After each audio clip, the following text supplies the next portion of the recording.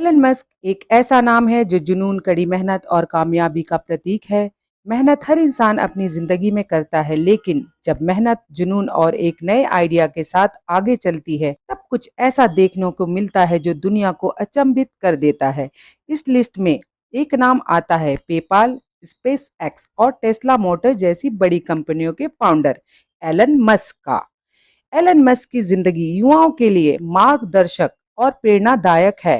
Forbes ने उन्हें 2016 में दुनिया के सबसे शक्तिशाली लोगों की लिस्ट में रखा था। एलन मस्क का जन्म 28 जून 1971 को दक्षिण अफ्रीका के प्रिटोरिया में हुआ था। वह तीनों बच्चे में सबसे बड़े थे। उनके पिता एरोल मस्क एक ब्रिटिश मूल के दक्षिण अफ्रीकी थे जो पेशे से एक इंजीनियर थे। मस्क ने अपना बचपन दक्षिण अफ्रीका में बिताया और 9 साल की उम्र में उन्हें अपना पहला पर्सनल कंप्यूटर मिला। इससे एलन को प्रोग्रामिंग में दिलचस्पी मिली और उन्होंने इसे स्वयं सीखना शुरू कर दिया। 12 वर्ष की उम्र में उन्होंने अपनी पहली कंप्यूटर गेम ब्लास्टर बनाई, जिसे बेचकर उन्होंने $500 कमाए। जिस तरह हर सक्सेसफुल इंसान की जिंदगी में कुछ ऐसी घटनाएं घटती है जो भविष्य में उनके लिए मील का पत्थर साबित होती है, ऐसी ही कुछ घटनाएं एलन मस्क के जीवन में भी घटी, जिसके बाद उन्हें सफलता की दिशा प्राप्त हुई। सबसे पहली घटना थी 17 वर्ष की उम्र में उनका घर छोड़ने का निर्णय। प्रिटोरिया के एक माध्यमिक विद्यालय से ग्रेजुएट होने के बाद उन्होंने अपने माता पिता के समर्थन के बिना अपना घर छोड़ने का फैसला किया और संयुक्त राष्ट्र अमेरिका जाने का फैसला किया। हालांकि वह तुरंत अमेरिका नहीं जा सके। 1989 में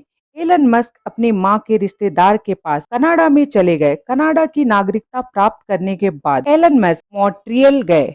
पैसों की कमी के कारण उन्होंने कम वेतन पे काम करना शुरू कर दिया। 19 साल की उम्र में उन्होंने किंगस्टन, ओंटारियो में क्वींस यूनिवर्सिटी में प्रवेश किया। एलन मस्क ने 2 साल ओंटारियो में अध्ययन किया और फिर अंत में उनका सपना सच हो गया। 1992 में वह संयुक्त राष्ट्र में स्थानांतरित हो गए। उसके बाद एक वक्त ऐसा भी आया जब एलन मस्क ने किशोर अवस्था में डिप्रेशन से जूझना शुरू कर दिया। तब उन्होंने दार्शनिक और धार्मिक साहित्य को सक्रिय रूप से समझना शुरू कर दिया, लेकिन सबसे मूल्यवान सबक उन्होंने डगलस एडम्स की किताब the hitchhiker guide to the galaxy से सीखा।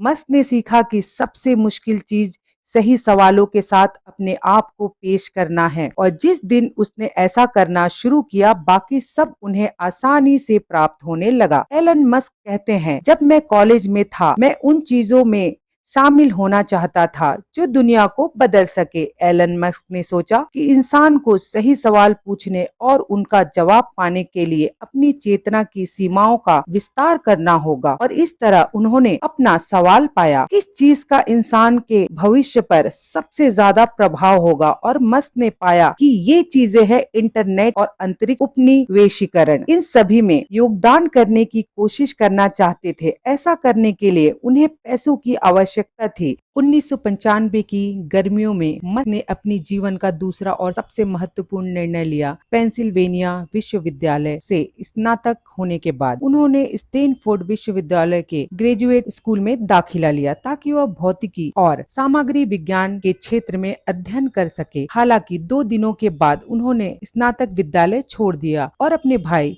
किम्बल मस्क के साथ मिलकर उन्होंने अपना पहला आईटी कंपनी जिप2 बनाई। वह सुबह से देर रात तक काम किया करते थे। वह उसी जगह रहते और सोते थे जहां उन्होंने कार्यालय किराए पर लिया था, और नहाने के लिए उन्हें स्थानीय स्टेडियम के लॉकर रूम में जाना पड़ता था। इससे उन्होंने बचत जमा की और कंपनी को पहले 2 शुरुआती कठिन वर्षों में टिकाए रखा। उस समय इंटरनेट में तेजी से विकास हो रहा था। 1999 में सबसे बड़े सर्च इंजन अल्ट्रा विस्टा ने जिप2 को $307 मिलियन नगद और $34 मिलियन सिक्योरिटीज में खरीदा। यह सौदा एक कंपनी को नकदी में बेचने का एक रिकॉर्ड बन गया। 1999 में मस्क ने इलेक्ट्रॉनिक पेमेंट सिस्टम पर काम करना शुरू किया। X.com स्टार्टअप उनका नया कारोबार बन गया। मार्च 2000 में X.com के एक प्रतिद्वंदी कंपनी कोनफिनिटी के साथ विलय कर दिया, जो पीटर थियल और मैक्स लेजिन द्वारा चलाई गई थी। 2001 में विलय के बाद X.com का नाम बदलकर पेपाल रखा गया और एलन मस्क को पेपाल के अध्यक्ष और CEO बना दिया गया। अक्टूबर 2002 में पेपाल को eBay द्वारा $1.5 में खरीद लिया गया। बिक्री से पहले एलन मस्क का 11% पेपाल स्टॉक था। पेपाल के बाद मस्क का अगला पड़ाव अंतरिक्ष था। हालांकि इन सब के लिए उनके पास फॉर्मल एजुकेशन नहीं थी, लेकिन अपनी लगन और मेहनत के जरिए उन्होंने उनका ज्ञान प्राप्त करना शुरू कर दिया। मस्क ने अपनी तीसरी company space exploration technology corporation यानी स्पेस एक्स की स्थापना की, जिसमें उनका टारगेट कमर्शियल स्पेस ट्रैवल के लिए अंतरिक्ष यान का निर्माण करना था और मंगल ग्रह पर मानव बस्ती की स्थापना करना था। अब इसमें मुख्य समस्या प्रोजेक्ट में लगने वाली भारी वितरण लागत थी। मस्क ने रशियन फेडरेशन के साथ इसके बारे में चर्चा की, लेकिन यहाँ बात नहीं बन पाई। इसके बाद मस्क ने अपना रीयूजेबल लॉन्च व्हीकल और स्पेसशिप के आइडिया के साथ दुनिया के सामने आए। उन्होंने अपने खुद के रॉकेट का डिजाइन और निर्माण करना शुरू कर दिया। उनका मुख्य लक्ष्य था कि कम लागत में न सिर्फ रॉकेट को ऑर्बिट में पहुंचाया जाए, बल्कि उसका रीयूज भी किया जा सके। 2006 से 2008 के बीच उनके पहले 3 उड़ान के प्रयास विफल रहे। 28 सितंबर 2008 को चौथे प्रयास के दौरान फैल्कन 1 अंततः ऑर्बिट में पहुंचा। यदि चौथा लॉन्च भी विफल होता तो स्पेस एक्स कभी भी अस्तित्व में नहीं आता। नासा इस उपलब्धियों से प्रभावित हुआ और अमेरिकी अंतरिक्ष यात्रियों को पृथ्वी की कक्षा से उड़ान भरने के लिए $1.6 मिलियन के अनुबंध पर स्पेस एक्स के साथ समझौता किया। 2003 में इंजीनियर मार्टिन एबरहार्ड और मार्क टेरपिंग ने टेस्ला मोटर्स की स्थापना की थी। शुरुआत से कंपनी ने खुद को इलेक्ट्रिक वाहनों के पहले सीरियल निर्माता के रूप में स्थापित किया। मस्क ने इन आकांक्षाओं का काफी समर्थन किया। एलन मस्क 2004 में इस प्रोजेक्ट में आए और उन्होंने इस प्रोजेक्ट में $70 मिलियन का निवेश किया। उन्हें बोर्ड ऑफ डायरेक्टर का चेयरमैन बनाया गया। मस्क ने अपनी पहली इलेक्ट्रिक कार को डिजाइन करने में अहम योगदान दिया, जो ब्रिटिश लोटस एलिस पर आधारित Tesla road star sports car थी। जनवरी 2018 तक मस्क की कुल संपत्ति